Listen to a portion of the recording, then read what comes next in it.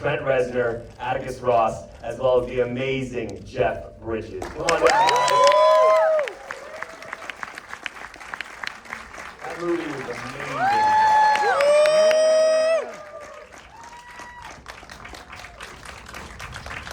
Keep it going. Give it up for the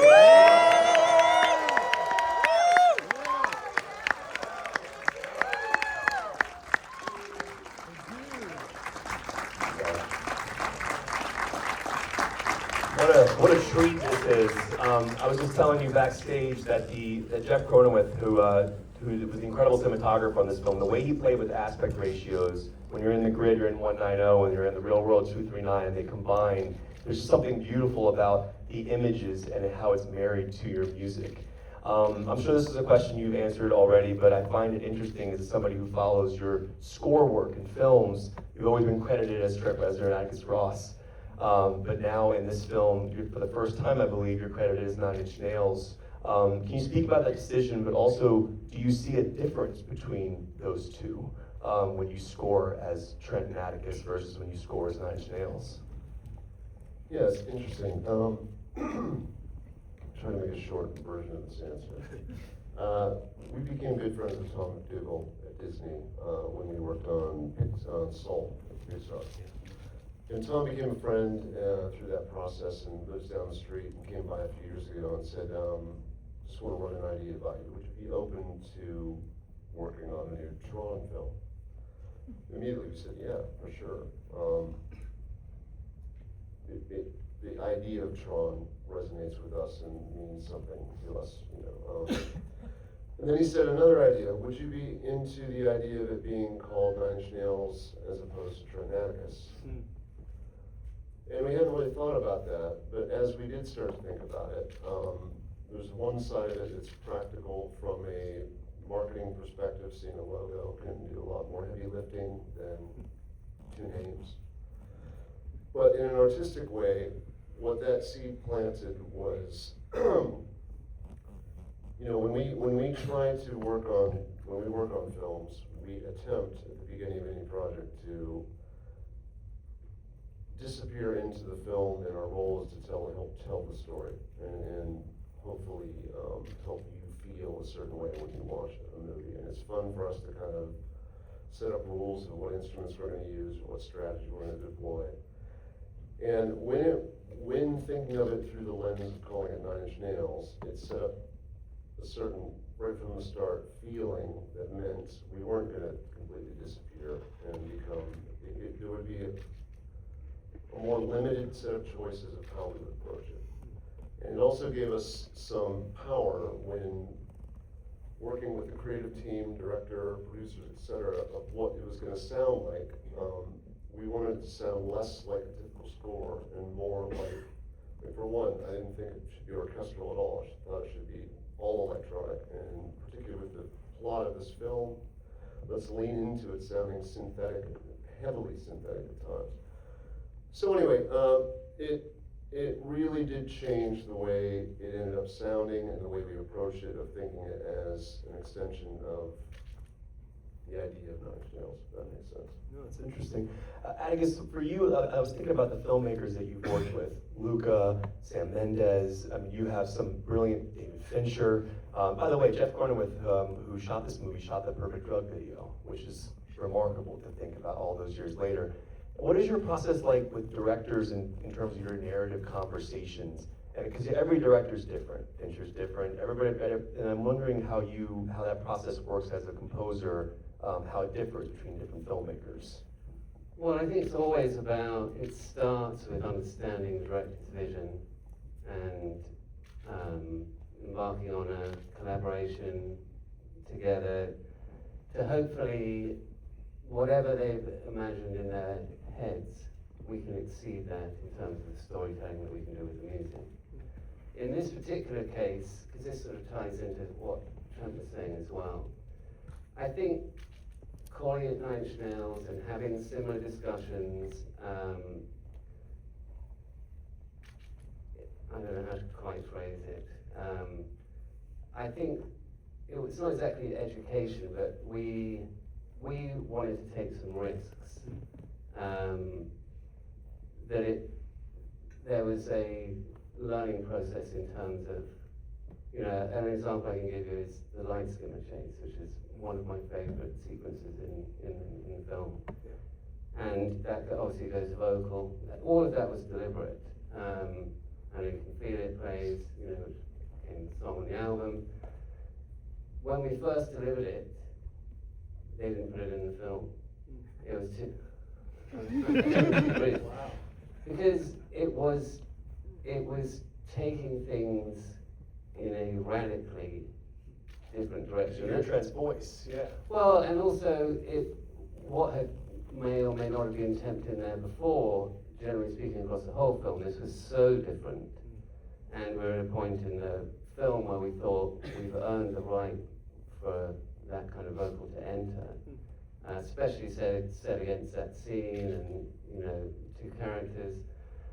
What I'm trying to make is the question that you're asking is something that reveals itself deeper and deeper over time, and I think that they came to trust us. You know, that scene that originally, I don't want to say freak people out, but whatever, that definitely became one of the ones that they're most proud of.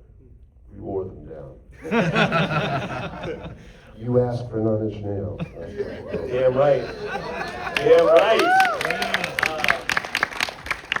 Mr. Bridges. The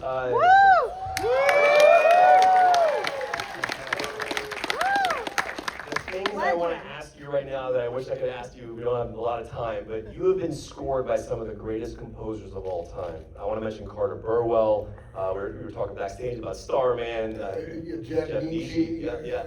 And I was curious, as an actor, what's interesting about score, generally speaking, is you don't have that music there on set. And when the film is done and goes into editing and post-production, that music brings an elevation of some sort to the material. And I have to imagine that there's a relationship that you have as a musician yourself when you see yourself set to music. And I'm just curious what that process is like for you. Obviously, we can speak about Tron as well, but in general, as a musician, when you see the work you did set to music, what does that feel like? What pops into my head is doing a movie called Fearless with, help me out, I forget this guy, yeah. Help me out, what's his name? Who directed Fearless? Peter Weir, that's man. Thank you. What Peter did, Peter scored our work days. He made a little, cassette that he would score each day of work. So as we were working, the grips and the electricians and everything, we were all into the same groove. We were hearing that music. And then we'd watch dailies. They don't do that probably much anymore, but they show you the work that we did yesterday. And he would score that. Wow. He'd have his boombox there and he would play. And then at the end of the movie, he gave everybody a cassette with all that music that we listened to. So, music was just Steve and I. When I make a movie, I'll have my playlists, that I'll listen to in the trailer and so forth. Was that anywhere near your question? No, it isn't. What's Kevin Flynn's playlist? Yeah. Like what's a playlist that helps you get in his head? That was over 40 years ago. First thing, but Wendy Carlos, who the guys used in this First Tron film too. What a great score that was. And gosh, so many things. As we do these interviews, it triggers different things. When we were doing the original Tron, Lisberger, who was his first film. Steven Lisberger, and the walls of the stage were coated with video games that you didn't have to pay for. Nice. And and I'd be on there, and my game was Battle Zone. Anybody know that game? And I was locked into it, man. And they came, come on, we gotta shoot. I'm preparing, man. But that kind of music, all those kind of music. But Jack Nietzsche's score for Starman. Jet and Starman. Oh. Yeah, gorgeous. Yeah, absolutely incredible. Well, I'll continue with you because obviously you, as the Tron films have gone on from '82 now to 2025, you've also lived your own life outside of the character, of course, but every time you step back into his shoes, you have lived a different part of your life leading up to that point. So you've gained perspective on the world, an emotional perspective. Can you compare and contrast stepping into his shoes in '82 versus 2025 and the life that you've lived in between and kind of how it affects the way you always think? advanced, everything, it was all about, the future, what was just ahead, Now, the original Tron, the sets were black duvetine with white adhesive tape. And those were our sets, shot in 70 millimeter black and white, and then hand tinted by a bunch of Korean ladies, That was what that movie was. The next one, in Legacy, I got scanned, just like, he gets, zapped with the thing. I get scanned, that was the first time when they started to do that, So I'm now in the computer, and they can do with me what they will. And I, when I saw that, Legacy, I didn't like it. I thought it looked more like Bill Maher. I said, that's all, let's put me a program so that, but everything is, just a little bit. Now, I saw the film last night, and my gosh, the special effects, so strong and beautiful. So it's always that, newness, that's the general feeling on each of the films. Trent, I've been listening to you for so many years, and then to see the work you've done and you and Atticus have done in films is so interesting. I was wondering if you can talk about the writing process of a Nine Inch Nails album in terms of like a song versus a theme or a piece of score, because what's beautiful about this film and what's beautiful about the music that you create in Social Network and all these movies that you make is the score is a character. It's a leading character in the movie. There's an atmospheric quality to it. And as the arc of the character progresses, the score, I believe, in my opinion, feels like it progresses as well. And with a song, we put the song on like a Nine Inch Nails album, it's also a story. It's also an arc. It has a beginning, middle, and end. Can you speak about the difference in writing themes versus songs, I guess, if I can put it that way? Nice, easy question. Some softballs. When we were first approached by David Fincher many years ago for Social Network, it was a panicked couple of weeks where I had no idea how you write for movies. I watch a lot of films. I enjoy soundtracks. I know how to write songs to some degree. But I didn't know I wasn't sure how to approach it, and we didn't go to school for that, we didn't train for that, and we didn't want to screw up his film, which we got talked into saying yes to, And it really came down to trusting our own instinct and thinking about it like, if I were to write a song, I would be telling a story that I know what I wanted to say. Lyrics play a role, music can support that and play to it or play against it, or it might add tension, but my end result is I want you to feel a certain way. I want you to feel goosebumps and be sucked into this feeling I'm trying to convey through the song. This is what I'm thinking about. And, I remember with Social Network, I didn't know how to write a scene of someone turning a corner, walking through a campus that lasts 23 seconds.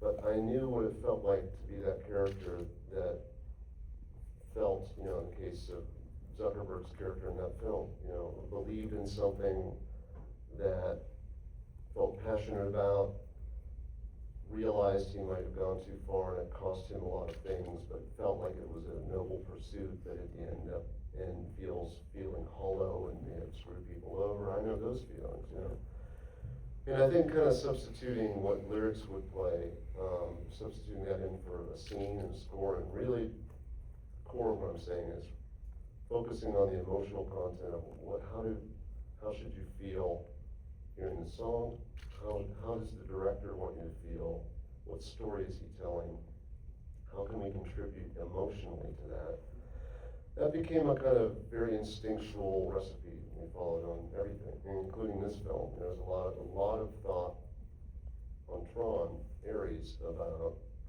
what came before, you know, what Wendy Carlos did, what Daft Punk did, what feels like Tron. Why do I, earlier I said, Tron means something to us. What is that? Is it that we love those movies in particular, or was it the feeling of Tron? Like, I think for me it was also being in arcades in 1982 or 3, and that video game, next to Battlezone, was the Tron game, you know, that was, it felt like the future, and it felt like the possibility, the possible menace of AI, et cetera. You know, we thought a lot about where this film sits in that. We thought a lot about the emotional read of the story that's being told and try to hone in on that. Long-winded answer. No, and I think it's a natural progression that you guys made into movies, because I always found your music to be cinematic as a kid. I would listen to your music and I would feel stories, I would feel feelings. And there's that great moment in the film where Jared Leto's character is trying to describe Depeche Mode, and essentially he runs out of words, and he's like, it's just a feeling. Atticus, for you, do you know, what's the first song that comes to mind to you that you heard that made you feel that way, or an artist that made you feel that way that you couldn't describe what it felt like? I know the first song that I could sing the lyrics to was Chuck Berry's My Ding-a-Ling. Family jukebox, as a toddler. Maybe inappropriate, but you honest. No, I don't know if it made me how it fit. It transported me in one way or another. I appreciate it. Anyway, going back to Tron, what I would say is to pick up on what Trent was saying as well, was that the other thing we spent a lot of time on, because I think sometimes people can say, well, you know, the score's a banger and the score's a this and a that, and you know, there's a tragic element that I think that we play to, and there's an architecture with the score that we spent an incredible amount of time trying to put together. Just in terms of, like, sometimes I feel like electronic music, and this could just be my paranoia or whatever, it can be dismissed as somehow non-thematic. Yeah. But this is a score that is very much based in themes. Even if those themes aren't an orchestra blasting necessarily, it could be a sonic motif or whatever it might be. You can follow the strands of what we've done, I think, through from the very first scene to the end, and it makes sense in a way that I think gives another layer of understanding to the film, or at least our understanding of what the film is trying to say. It's interesting you bring that up, because the hair on my arm stood up at the moment when the main Ares theme hits, as he looks up and he has his hero moment right towards the end of the film when he's in the street, and you hit that main theme and he looks up and like, that's it, you've been building toward that the entire time, and it hits, even if it's subconscious for the audience. Jeff, Mr. Bridges, I you know, obviously I spoke about you being a musician. Can I answer that question after you talk to these guys about the first? Yeah. You said that, right? Yes, I would love for your answer to that. Yeah, my brother Bo's 9 years older than I am, so coming out of his music was all the great, or you know, Chuck Berry, all that. So Wake Up Little Susie, you know, Everly Brothers, and then I remember sitting in bed and listening. Everybody must get stoned. That's all right. That's what we share. Oh yeah. I said, what is this? Oh, yeah. The dude abides. Oh, Dylan, man. I mean, how are you guys affected by Dylan? Yeah. Do you have any? What's your relationship with Dylan? Music. For me, I would say it is fairly, I mean, not the whole career, but there are a number of, particularly the earlier records that have resonated very deeply with me. Yeah, Maggie's Farm when it came out, you know, why did they? I can't remember when that came out, but. Oh, no, but seriously, but if you Google Maggie's Farm and him playing it, oh my God, it's a good tune. Yeah, it is. Anyway, sorry. No, I'll say this. One thing that both of you do that your music is so powerful is I like listening to it outside of the film as well. And I think, to me, that's the true brilliance of a great score. If you can sit and listen to it without the film, and it's its own thing, but you can go through the journey that the characters go through. I was curious for all three of you. Score is something that, obviously, as I mentioned, is a character in films.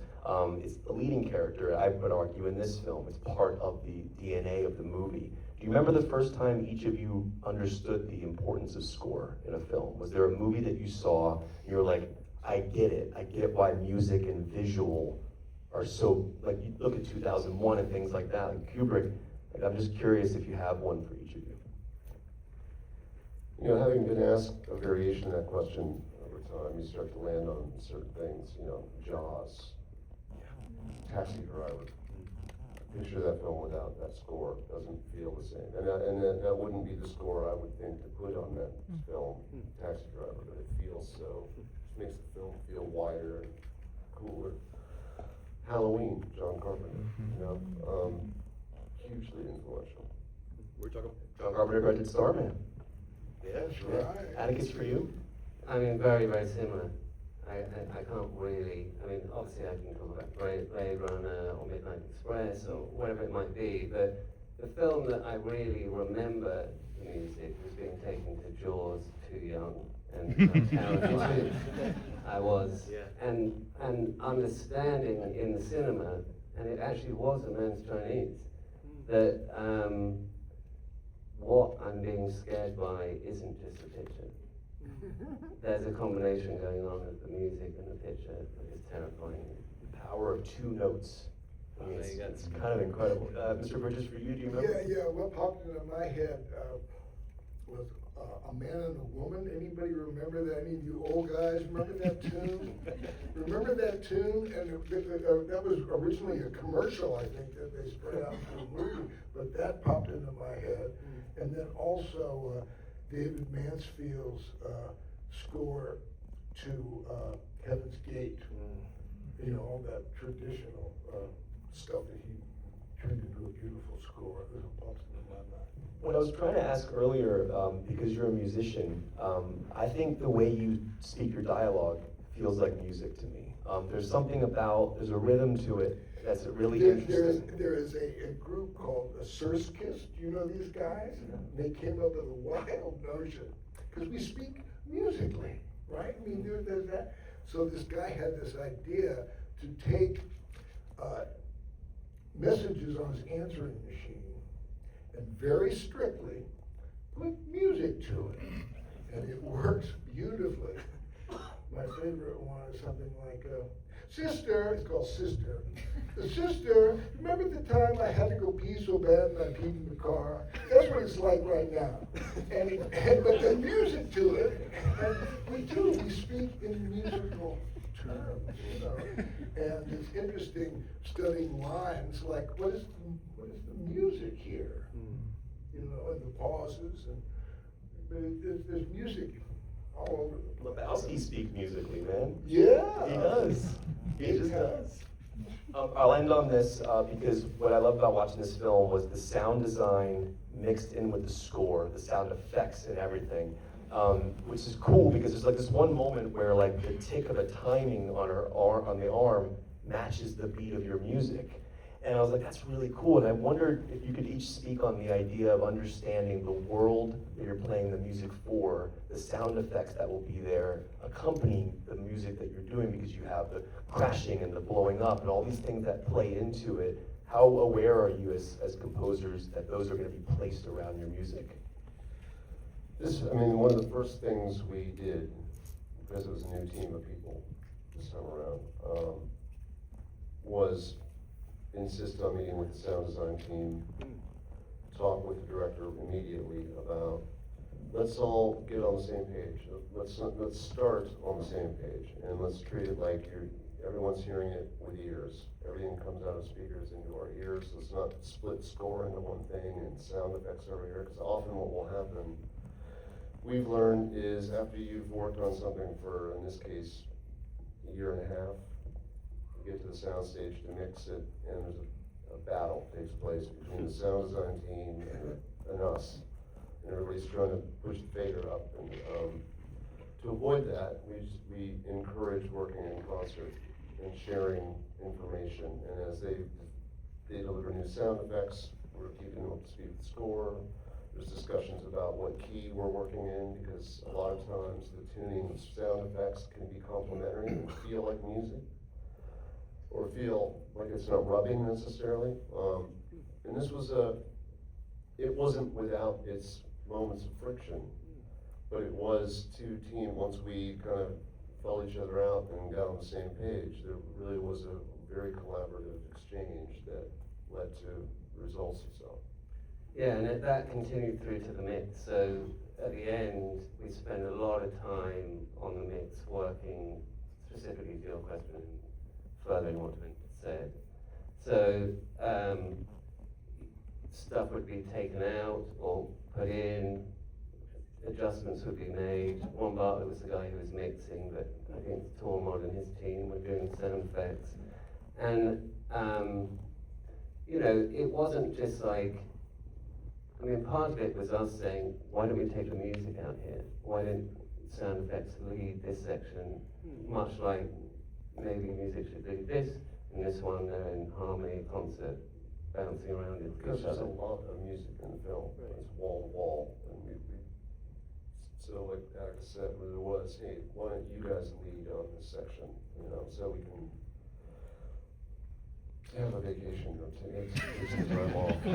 I think it's always fascinating when you watch movies that have minimal score, like No Country for Old Men has no score, essentially, and it's still effective. All right, they're giving me the wrap. I had 30 questions to ask you guys. I wish we could go longer. Mr. Bridges, Mr. Ross, Mr. Reznor, this has been an absolute honor. Congratulations on the film. Early screenings start tomorrow.